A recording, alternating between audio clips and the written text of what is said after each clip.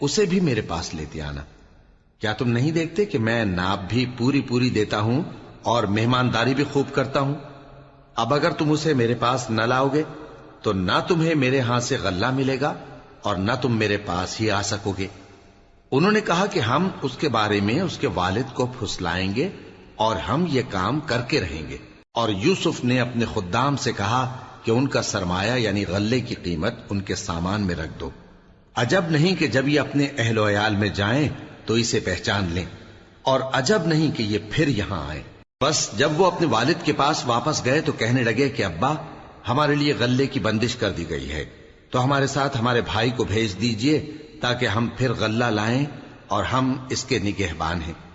یعقوب نے کہا کہ میں اس کے بارے میں تمہارا اعتبار نہیں کرتا، مگر ویسا ہی جیسا پہلے اس کے بھائی کے بارے میں کیا تھا، سو اللہ ہی بہتر نگہبان ہے اور وہ سب سے زیادہ رحم کرنے والا ہے۔ اور جب انہوں نے اپنا اسباب کھولا تو دیکھا کہ ان کا سرمایہ واپس کر دیا گیا ہے۔ کہنے لگے، ابا ہمیں اور کیا چاہیے؟ دیکھیے یہ ہماری پونجی بھی ہمیں واپس کر دی گئی ہے، اور ہم اپنے اہل و عیال کے لیے پھر غلہ لائیں گے اور اپنے بھائی کی نگہبانی کریں گے، اور ایک بار شتر زیادہ لائیں گے کہ یہ غلہ جو ہم لائے ہیں تھوڑا ہے۔ یعقوب نے کہا کہ جب تک تم اللہ کا عہد نہ دو کہ اس کو میرے پاس صحیح و سالم لے آؤ گے، میں اسے ہرگز تمہارے ساتھ نہیں بھیجنے کا، مگر یہ کہ تم گھیر لیے جاؤ یعنی بے بس ہو جاؤ تو مجبوری ہے۔ پس جب انہوں نے والد کو اپنا قول دیا تو یعقوب نے کہا کہ جو قول و قرار ہم کر رہے ہیں اس کا اللہ ضامن ہے، اور فرمایا کہ اے میرے بیٹو، ایک ہی دروازے سے داخل نہ ہونا بلکہ جدا جدا دروازوں سے داخل ہونا، اور میں اللہ کی تقدیر کو تو تم سے روک نہیں سکتا۔ بے شک حکم اللہ ہی کا ہے، میں اسی پر بھروسہ رکھتا ہوں، اور اہل توکل کو اسی پر بھروسہ رکھنا چاہیے۔ اور جب وہ ان مقامات سے داخل ہوئے جہاں جہاں سے داخل ہونے کے لیے ان کے والد نے ان سے کہا تھا، تو وہ تدبیر اللہ کے حکم کو ذرا بھی ٹال نہیں سکتی تھی۔ ہاں، وہ یعقوب کے دل کی خواہش تھی جو انہوں نے پوری کی تھی، اور بے شک وہ صاحب علم تھے، کیونکہ ہم نے ان کو علم سکھایا تھا، لیکن اکثر لوگ نہیں جانتے۔ اور جب وہ لوگ یوسف کے پاس پہنچے تو یوسف نے اپنے حقیقی بھائی کو اپنے پاس جگہ دی اور کہا کہ میں تمہارا بھائی ہوں، تو جو سلوک یہ ہمارے ساتھ کرتے رہے ہیں اس پر افسوس نہ کرنا۔ پھر جب ان کا اسباب تیار کر دیا تو اپنے بھائی کے تھیلے میں آپ خورا رکھ دیا۔ پھر جب وہ آبادی سے باہر نکل گئے تو ایک پکارنے والے نے آواز دی کہ قافلے والو، تم تو چور ہو۔ وہ ان کی طرف متوجہ ہو کر کہنے لگے کہ تمہاری کیا چیز کھوئی گئی ہے؟ وہ بولے کہ بادشاہ کا کٹورا کھویا گیا ہے، اور جو شخص اس کو لے کے آئے اس کے لیے ایک بار شتر انعام، اور میں اس کا ضامن ہوں۔ وہ کہنے لگے کہ اللہ کی قسم، تم کو معلوم ہے کہ ہم اس ملک میں اس لیے نہیں آئے کہ خرابی کریں اور نہ ہم چوری کیا کرتے ہیں۔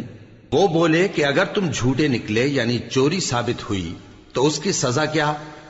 انہوں نے کہا کہ اس کی سزا یہ کہ جس کے تھیلے میں وہ دستیاب ہو وہی اس کا بدل قرار دیا جائے، ہم ظالموں کو یہی سزا دیا کرتی ہیں۔ پھر یوسف نے اپنے بھائی کے تھیلے سے پہلے ان کے تھیلوں کو دیکھنا شروع کیا، پھر اپنے بھائی کے تھیلے میں سے اس کو نکال لیا۔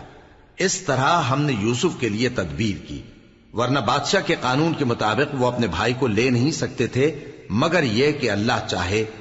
ہم جس کے چاہتے ہیں درجے بلند کرتے ہیں، اور ہر علم والے سے بڑھ کر ایک بڑا علم والا ہے۔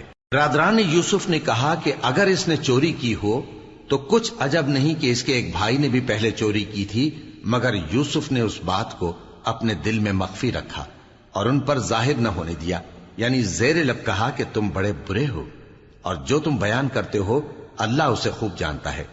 وہ کہنے لگے کہ اے عزیز، اس کے والد بہت بوڑھے ہیں اور اس سے بہت محبت رکھتے ہیں، تو اس کو چھوڑ دیجئے اور اس کی جگہ ہم میں سے کسی کو رکھ لیجئے، ہم دیکھتے ہیں کہ آپ احسان کرنے والے ہیں۔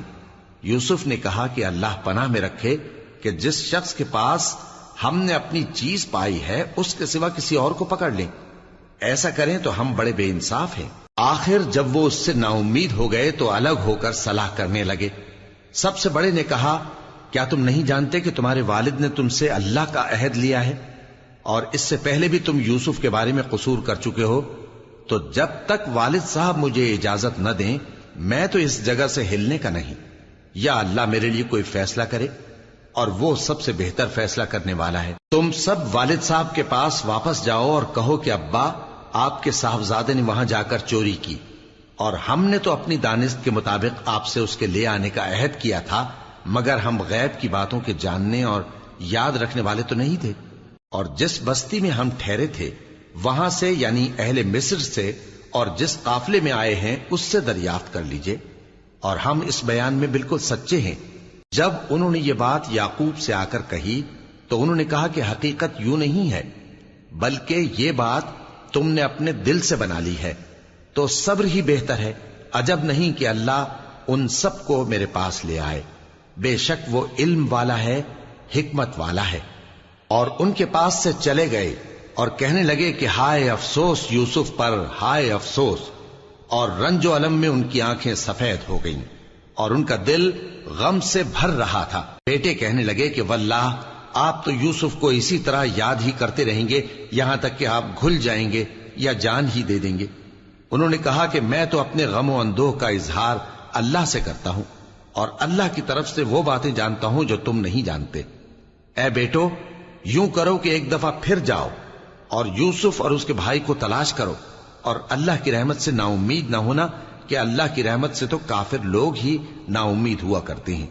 پھر جب وہ یوسف کے پاس گئے تو کہنے لگے کہ اے عزیز، ہمیں اور ہمارے اہل و عیال کو بڑی تکلیف ہو رہی ہے، اور ہم یہ تھوڑا سا سرمایہ لائے ہیں، آپ ہمیں اس کے عوض پورا غلہ دے دیجئے اور ہم پر خیرات کیجئے کہ اللہ خیرات کرنے والوں کو ثواب دیتا ہے۔ یوسف نے کہا، تمہیں معلوم ہے کہ جب تم نادانی میں پھنسے ہوئے تھے تو تم نے یوسف اور اس کے بھائی کے ساتھ کیا کیا تھا؟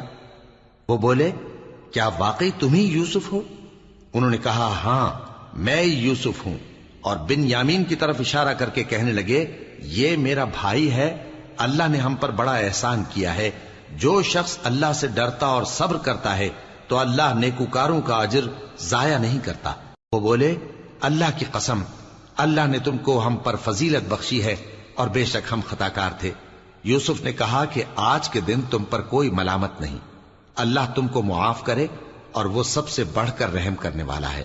یہ میرا کرتا لے جاؤ، پھر اسے والد صاحب کے منہ پر ڈال دینا تو وہ بینا ہو جائیں گے، اور اپنے تمام اہل و عیال کو میرے پاس لے آؤ۔ اور جب قافلہ مصر سے روانہ ہوا تو ان کے والد کہنے لگے کہ اگر مجھ کو یہ نہ کہو کہ بوڑھا بہک گیا ہے تو مجھے تو یوسف کی بو آ رہی ہے۔ وہ بولے کہ واللہ آپ اسی قدیم غلطی میں مبتلا ہیں۔ مگر جب خوشخبری دینے والا آ پہنچا تو اس نے کرتا ان کے منہ پر ڈال دیا، سو وہ بینا ہو گئے، اور بیٹوں سے کہنے لگے، کیا میں نے تم سے نہیں کہا تھا کہ میں اللہ کی طرف سے وہ باتیں جانتا ہوں جو تم نہیں جانتے؟